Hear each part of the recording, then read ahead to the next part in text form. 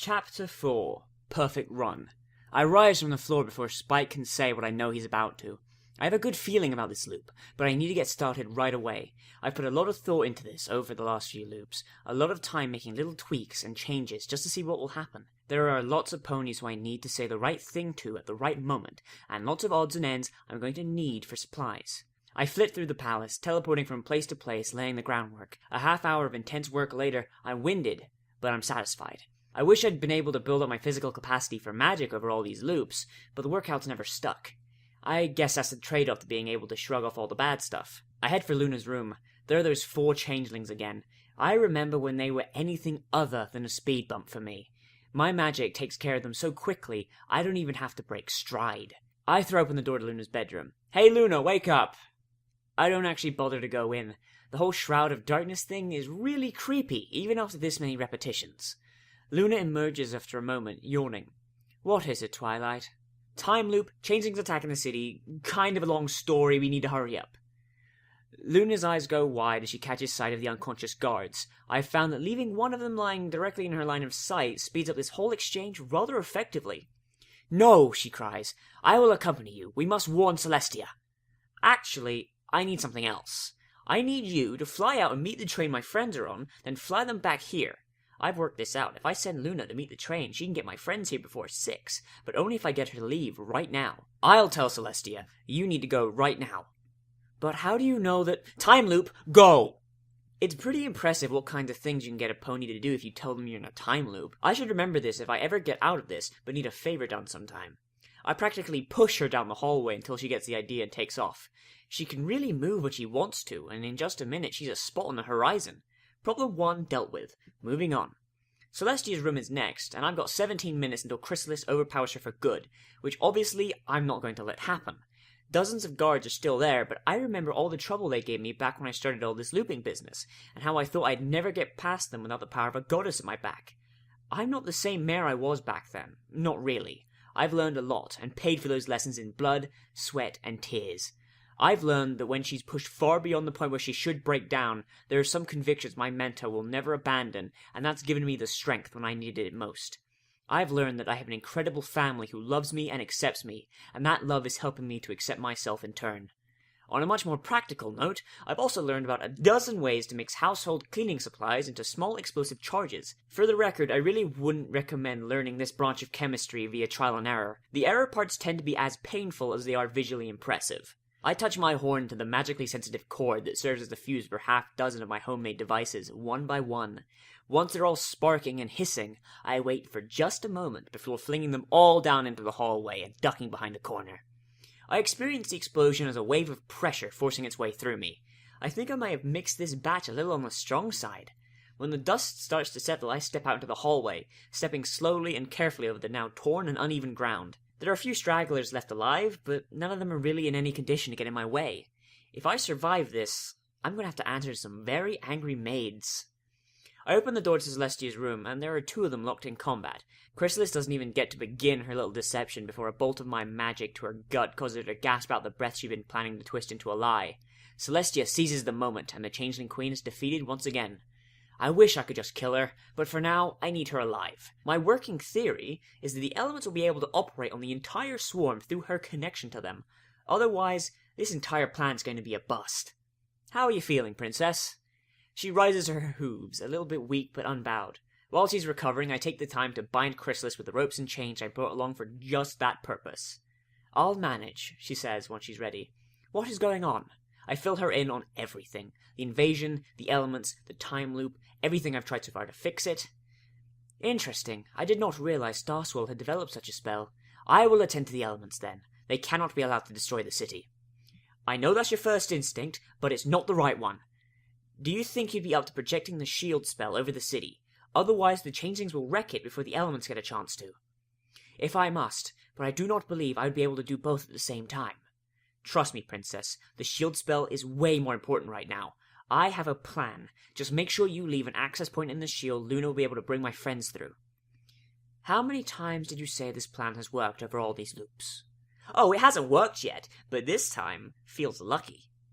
Celestia doesn't look all that reassured, but her magic lights up on her horn, and a glance outside confirms that the whole city is wrapped in the safety of a giant bubble, tinting the outside world a golden yellow as opposed to my brother's purple barrier. The magic continues to flow from Celestia's horn as she maintains the spell. It is done. Luna will be able to enter the usual spot near the train station without disrupting the shield's integrity, she says, voice a little bit strained by making the effort so soon after her battle with Chrysalis. We can keep the Changeling Queen here at the palace. I'll bring her to the throne room and keep an eye on her from there.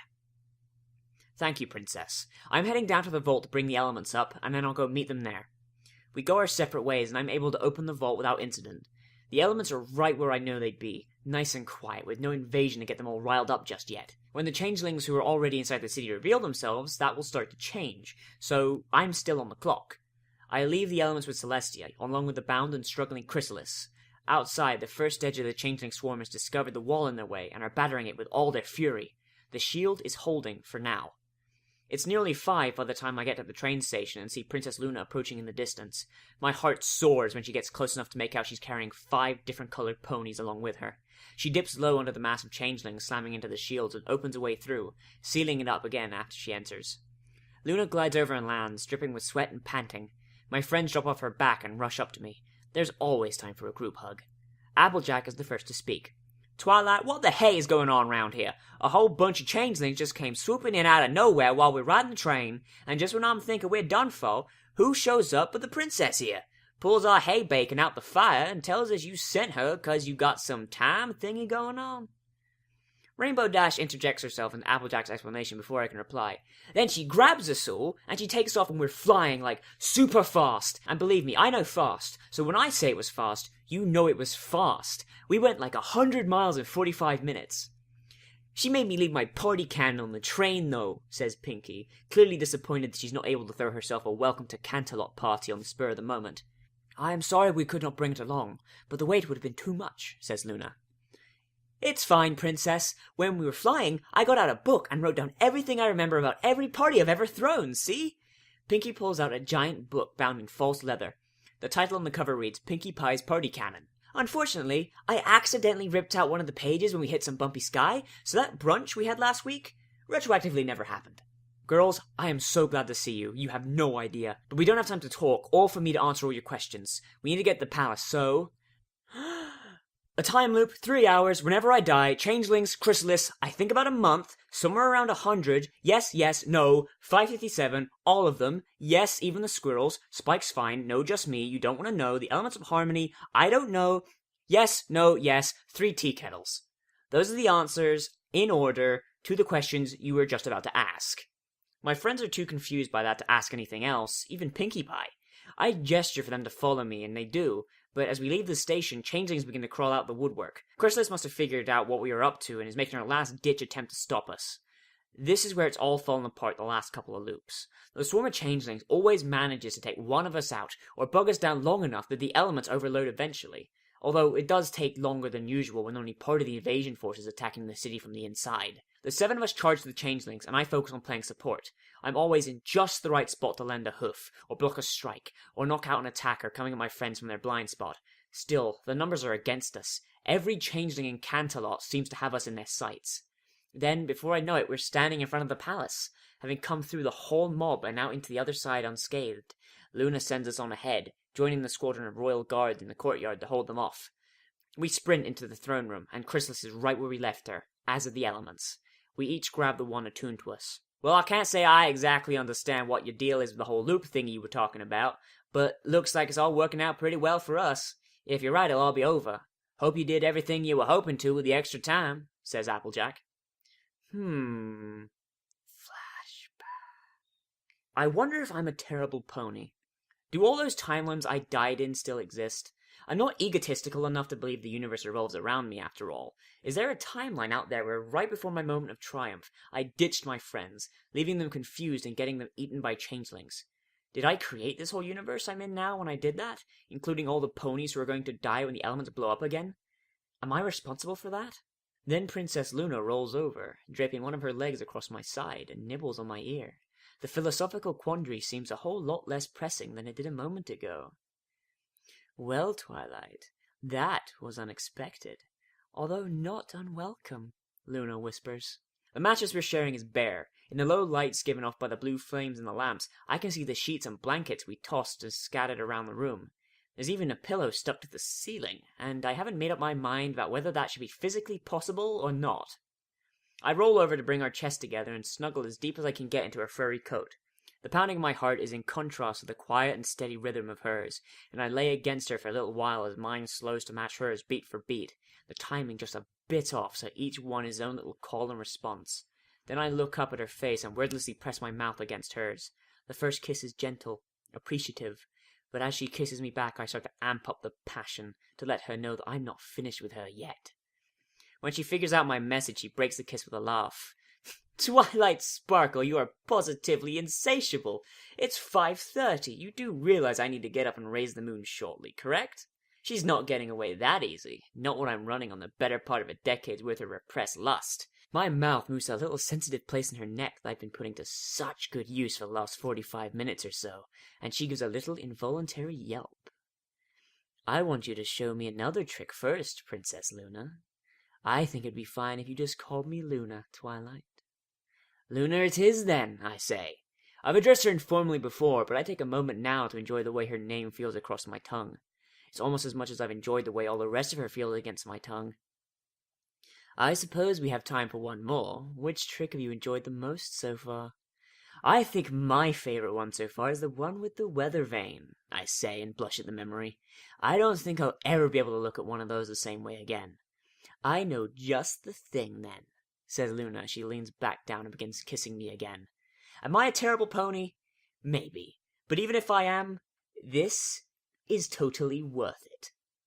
Applejack, there's nothing I want more than to finish this right now, I say. I'm right back where I was 2 loops ago, standing with my friends, wielding the elements and staring at a bound and gagged Queen Chrysalis. There's only a few minutes to go until 6, and I can feel the energy in the element of magic boiling right up against the breaking point. All 6 of us nod to one another, and a rainbow of light weaves through the elements, connecting them and us to one another, and the other 5 begin to glow and are lifted off the ground, wearing expressions ranging from Fluttershy's look of serene peace to Rainbow's wide grin that manages to make her look cocky even with her eyes closed. They're working just like they always have. Mine, though. Mine has changed.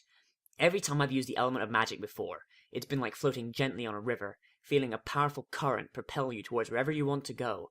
But this is more like falling into raging rapids that yank me from place to place and throw me against jagged rocks. Also, the river's made of fire! I try to scream, but I can't open my mouth under the enormous pressure.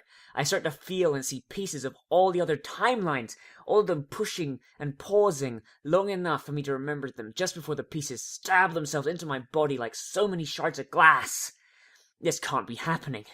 I remember when Celestia said back in that other timeline how I wasn't quite real, and a piece of me was held apart. If I'm not in harmony with my own body and soul, could it be the element of magic is rejecting me? No! This cannot be happening. This isn't fair. The elements are supposed to mend and fix things, but this feels like being torn in half. I should be bursting apart as the timelines continue to fill me up, but even if I think there's no way I can contain any more, they build on one another like notes, making up an impossible chord until just when I think the pain is about to drive me into total madness, there's a final thrum of power, and the chord resolves. The pain stops in an instant, and I'm falling into darkness. I can't die now. I can't go back without the hope of this loop ending someday. The hope of the elements might be my salvation. I can't. Darkness takes me. Twilight! It worked! Here's the other thing about pain. It's not the most pleasant experience, but there's no better reminder that you're alive. When I sit up, I'm not in the library, but instead, I'm still in the throne room, surrounded by Celestia and all of my friends. Wow, what happened with the element there, Twilight? You look terrible, says Rainbow Dash. Rainbow Dash, there's hardly any need to add insult to injury after what she just went through, says Rarity. Although, you certainly do look like you've seen better days, darling. Yeah, all of our elements were like whoosh, but yours was all like whammo kablooey, and then giant rainbow explosion, says Pinky, complete with sound effects. Could you show me how to do that with mine? It's hard for me to put into words, and a lot of it I don't really remember. The parts I do remember make me suspect that it's a blessing. But it worked? The changelings? Where's Chrysalis? The spot where she had been tied up is scorched and charred, and there's no sign of her. Celestia shakes her head. Nothing more than ash now.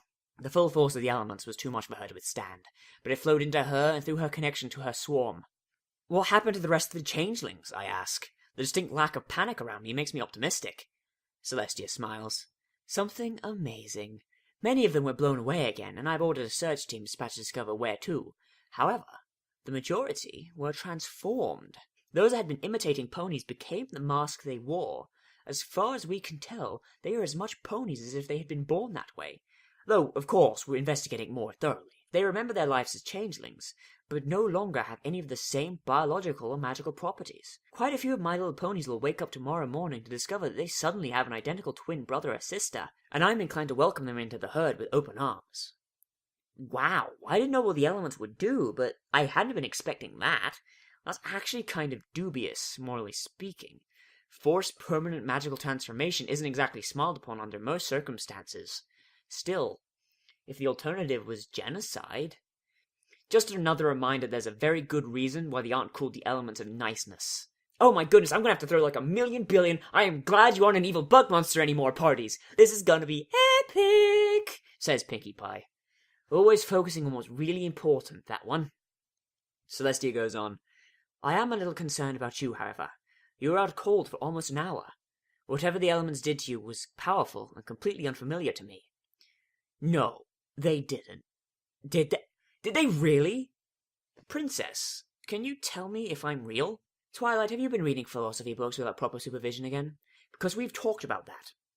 That isn't what I mean. In another timeline, you told me that you could feel the spell that was causing the loops. You said it made me a little less real, or like a part of me was separated from myself. Can you feel anything like that now?